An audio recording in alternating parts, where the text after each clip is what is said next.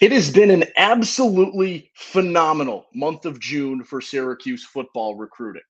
Big recruit after big recruit. 12 recruits in the month of June alone. The 2023 recruiting class only had 13 players total. So we continue the momentum. We build on what we've been talking about recruiting wise.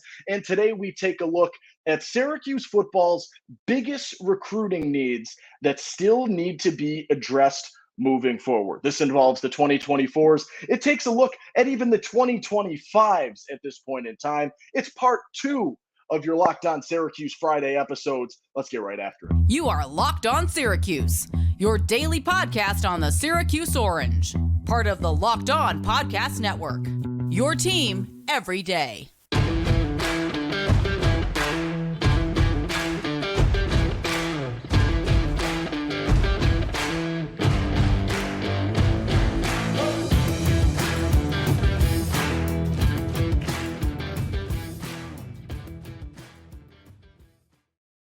What's up? What's happening? Happy Friday, Syracuse fans, and thank you so much for making Locked On Syracuse your first listen today and every day. We're free and available wherever you get podcasts, part of the Locked On Podcast Network, your team every day. Owen Valentine here, breaking down Syracuse football's biggest recruiting needs that still need to be addressed moving forward. The last 2 weeks have been incredible. So much fun to watch in terms of Syracuse football recruiting. Obviously, we've got the umbrella, the elephant in the room in terms of LaQuint Allen. We're not talking that today. If you missed that on our Thursday episode, you can go ahead and check that out. Join the discussion with regards to how the LaQuint Allen situation was handled. But that's a show that already happened. We're not talking that today. Today, we're talking recruiting. We're sticking to some positives with Syracuse football. Who would have thought? Owen Valentine on Locked On Syracuse, keeping things positive in terms of Syracuse football. It's a new dawn. It's a new era because Dino Babers and company have me fired up recruiting-wise, which is a sentence that I never thought I would say on the air discussing Syracuse football. But the last 2 weeks have been incredible. Four-star tight end, Jamie Tremble. Is he a tight end? Is he a wide receiver? Who cares? He fills that Aronde Gadsden-type role in 2 years when he makes his way to campus as a part of the 2024 freshman class. A week goes by, another successful round of visits, and Syracuse signs its biggest recruit at the quarterback position since Donovan McNabb. Remember him? Big Donnie McNabb?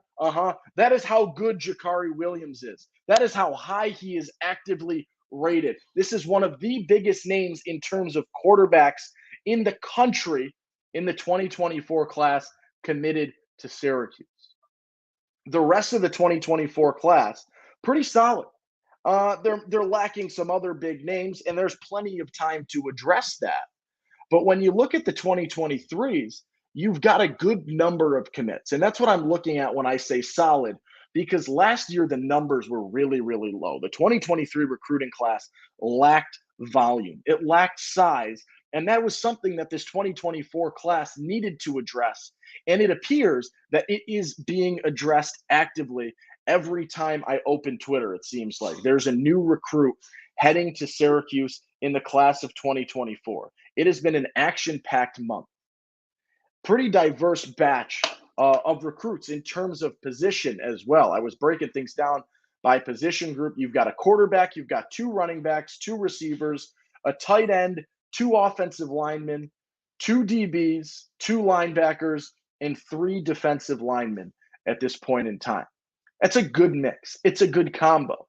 But I do think that as you take a look at Syracuse football and their needs moving forward, you do need to start honing in on certain position groups a little bit more with the rest of your 2024 guys and also the guys that will join in 2025 when you start seeing names become a part of things in the 25 class as well.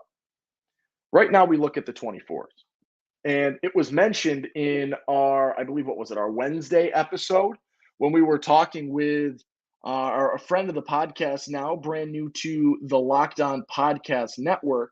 But we had our recruiting expert of Locked On the podcast on Wednesday. It was Brian Smith, joined the show and talked about how The biggest needs for teams like Syracuse in terms of competing with the upper echelon of college football, that is not who Syracuse is. We know that. We're very self-aware, right? Syracuse football, every once in a while, will have a solid 10-win season, but that is not who they are to do that year after year after year. It once was. Maybe at some point they could return to that. But at this point in time, that's not who you are. You're in the middle of the pack in terms of the entire college football landscape, and you are towards the bottom third, and you're pretty solidly in the bottom third of the Power 5 football landscape.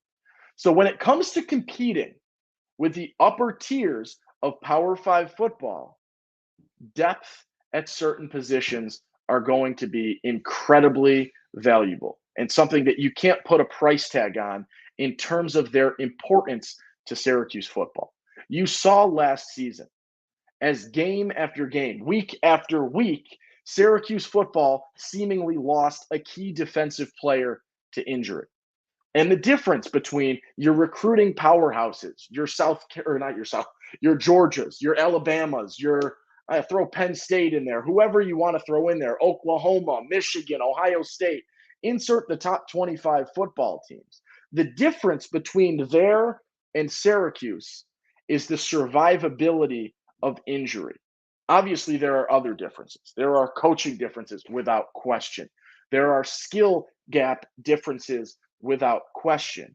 But one of the biggest things that will cripple Syracuse and has been Syracuse's kryptonite in the second half of seasons. It's why Dino Babers, one of the few reasons why Dino Babers has struggled so much in the month of November.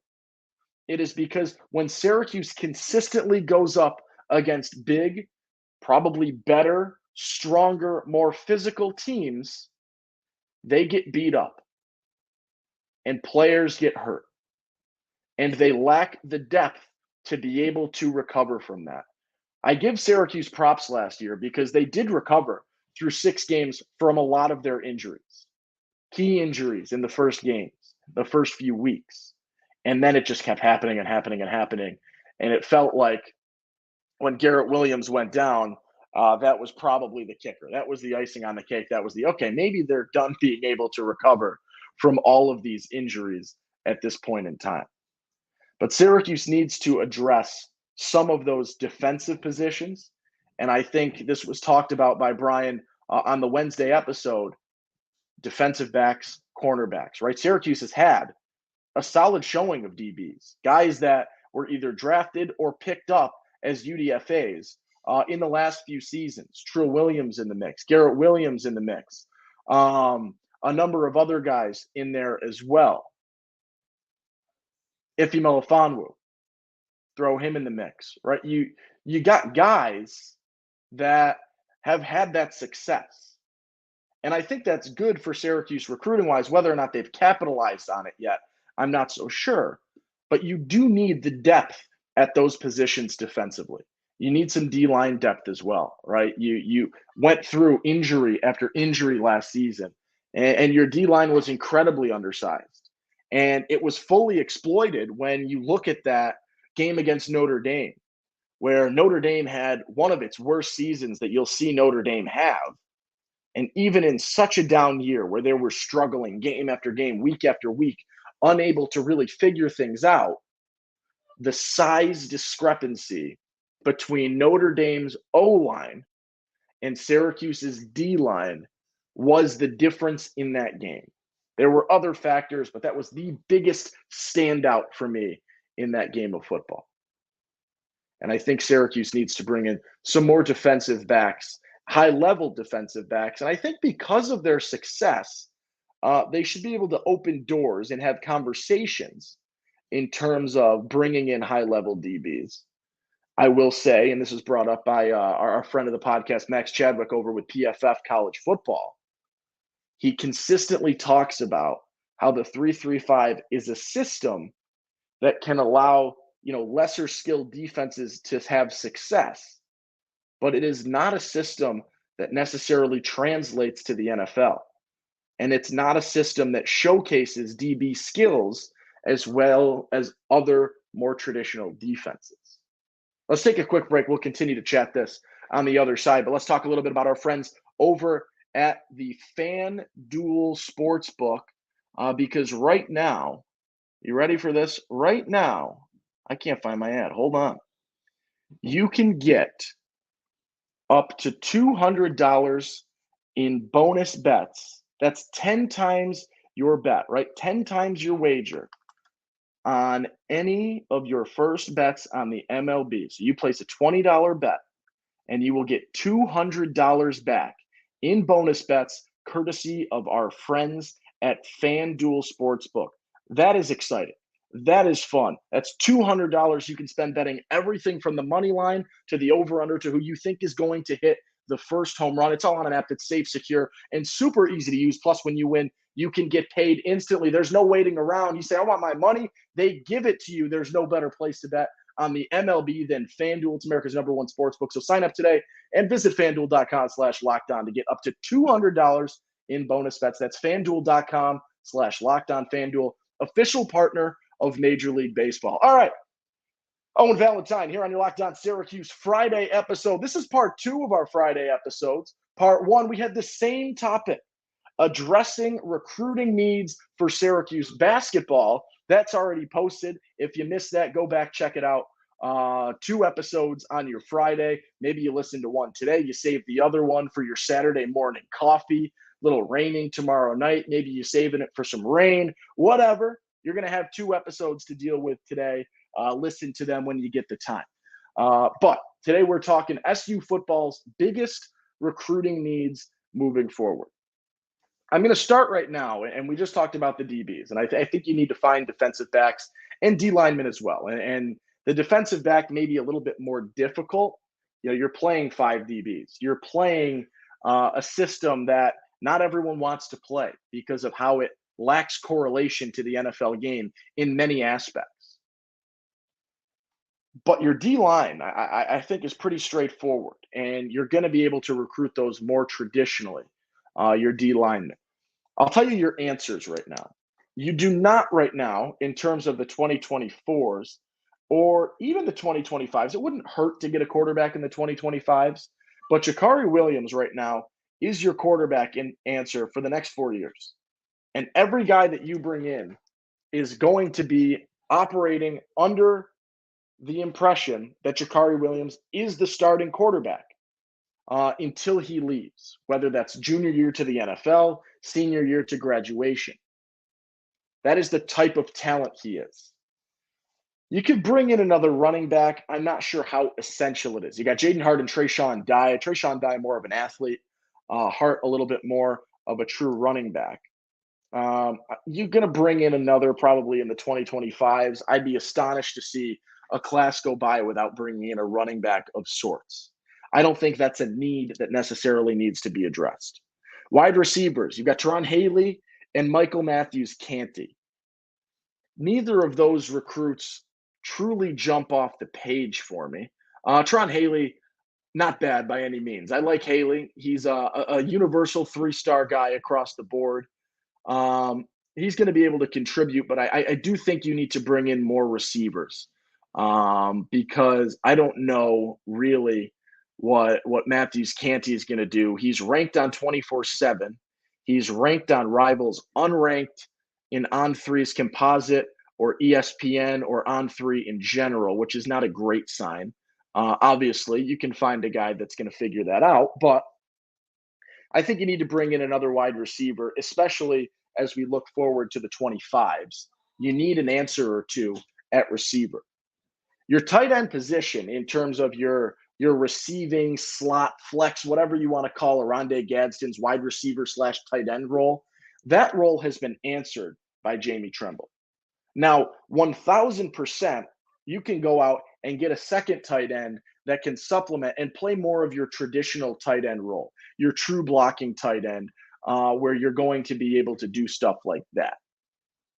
I think that is a need that could be addressed. The need, and this is low-hanging fruit, I know, but it is the most important thing because you always need to address this. And it is a situation that, just like I talked about with Syracuse's defense last year, the O-line is a situation that needs to be addressed every single time you go out recruiting, whether it's in the portal, whether it's finding JUCO transfers, whether it's true freshmen coming in, the O-line always needs to be addressed. And I mentioned this on the basketball episode earlier today. I will mention this today. You've got to be recruiting the best player available. I don't care if you've got whatever, 10 incredible wide receivers, recruit the best player available. I do want to say that. I don't want Syracuse not going after guys that will help their team or improve a position or add depth to a position because it's something already addressed. I just want to address the fact that there are areas that do need a little bit more focus, a little bit more emphasis, and a little bit of, I'm going to say, insurance almost, where you want to have a few more names in the mix so that you are going to be able to be all right if and when injuries happen. It's a physical sport. It's a contact sport. You are literally beating the living daylights out of your opponent game after game after game after game. 12 weeks you're doing this. For 4 months, you are going to be doing this, where you are beating the living daylights out of each other. People are going to get hurt, and you need to be prepared for that. And your O-line, right, where every single time an offensive snap is happening, there is contact being made. Have O-line depth year after year after year so you can have experienced O-line depth. So you don't have to have multiple true freshmen O-linemen playing.